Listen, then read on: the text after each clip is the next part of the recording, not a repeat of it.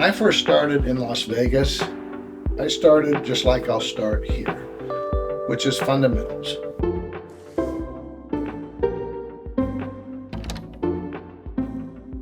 So my name is Brian Mahoney, and I've been in real estate.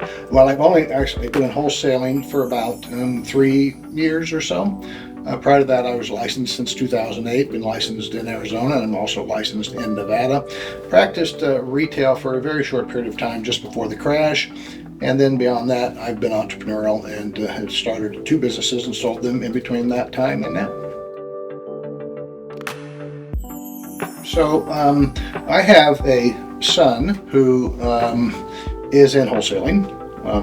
He's really on the marketing side of things, and he has a friend who I've known who grew up in my house since he's been 12 years old, who's a successful wholesaler, as well as runs a successful training company. And so I watched their success over a period of time and began to get interested in wholesaling and what it meant and what were kind of the what I would call roadblocks or hiccups to getting into a business like wholesaling.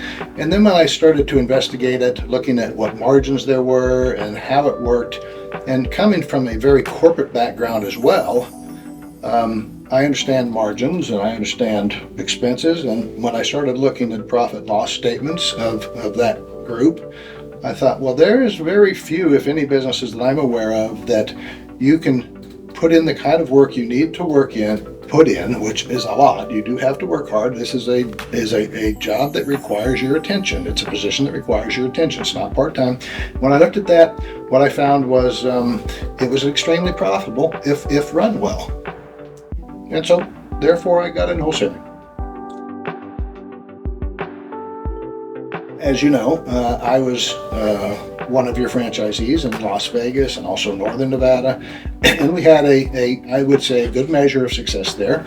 And so a year ago, I did sell that franchise to another franchisee who's doing very well up there, and took some time off and spent time with my wife and kind of messed around in wholesaling and found some things that I didn't really like about having to do myself versus what could be provided here at KeyGlee. And a lot of that really is the function of lead procurement and tech issues and other things that honestly I didn't have fun doing. So when I figured out that I didn't want to do that, I decided, well, let's completely take some time off, and me and my wife, and I took my kids and grandkids, and we headed to Hawaii, and I had some fun there, and really gave a lot of soul searching and thought, and I contacted KeyGlee, and they had a couple of markets that might be available, and I liked Florida. I've had an office in Fort Lauderdale in another life. And so I looked at a couple of markets there. I got excited about it. I thought, okay, these are great markets. I like what KeyGlee provided in those markets and what I felt I could do there. And so we made a deal and a business decision, and I'm getting started again and ready to look forward to it and hiring new people that are training today as we speak. I think there's a sense of community if it's done right. When I was in the Las Vegas market, there was a group of us up there. We interacted really well. We could sell each other's deals. We communicated very well for the most part. And so we'd buy each other's deals, sell each other's deals. And so it became important to me, I think, to have a sense of community, a sense of belonging to something, versus you're just kind of out there. And even though I have good connections in wholesaling, it's a little different when you're running off the same umbrella, the same brand, than it is when you're just out on your own and you're developing your own brand, which we do have and I do keep. So I think that's what inspired me. That, plus I have friends here at KeyGlee, and they're super nice folks. The whole experience, when you talk to people here, they clearly like to be here.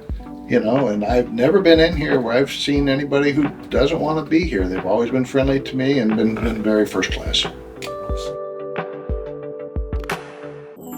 Sure.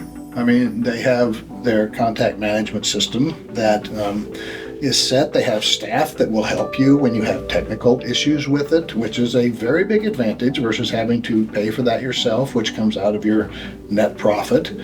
You do pay a royalty. It's a fair royalty.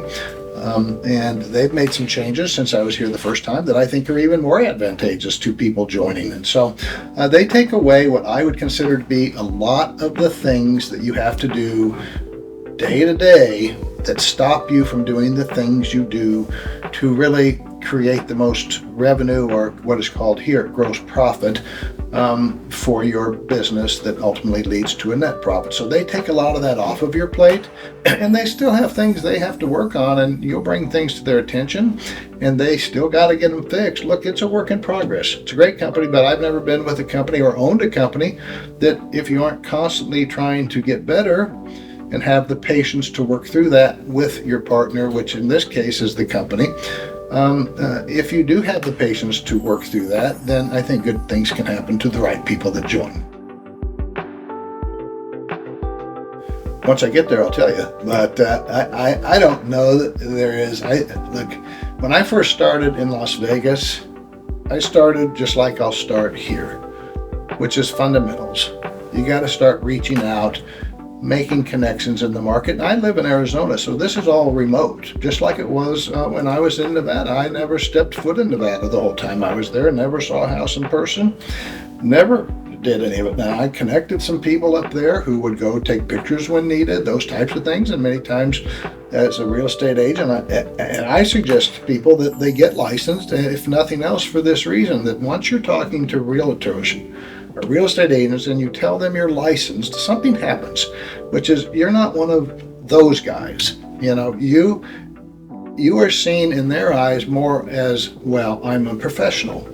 And so I do understand real estate. I don't profess to be any expert in it, but I understand it well enough to talk the language, and people that I talk to respect that. Other realtors respect that and understand that. And I think that by getting licensed, it's smart. At least in my opinion, it's smart because it gives you an advantage, a strategic advantage over people who do not have a license.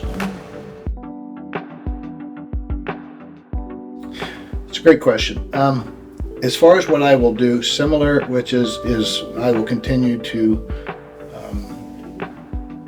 ask of the people that I hire and that I do pay a salary to and a commission, that they get committed to what we're trying to do, and they get committed to learning, and they're growing, and I will continue to do that. And I did that reasonably well in the Nevada market, and I will do that. I think if I'm going to change anything, one of the things I want to change is the entry that they get into the company, because it's a lot of work to train them. And so I have to be a bit more selective, I think, this time, of who I hire and who I have as really basically kind of a partner of mine. Even though I'm the owner, they're kind of a partner of mine because you do spend a lot of time with them. So I want to make sure that I'm hiring more people who have characteristics and be better at understanding the characteristics of the people that I hire.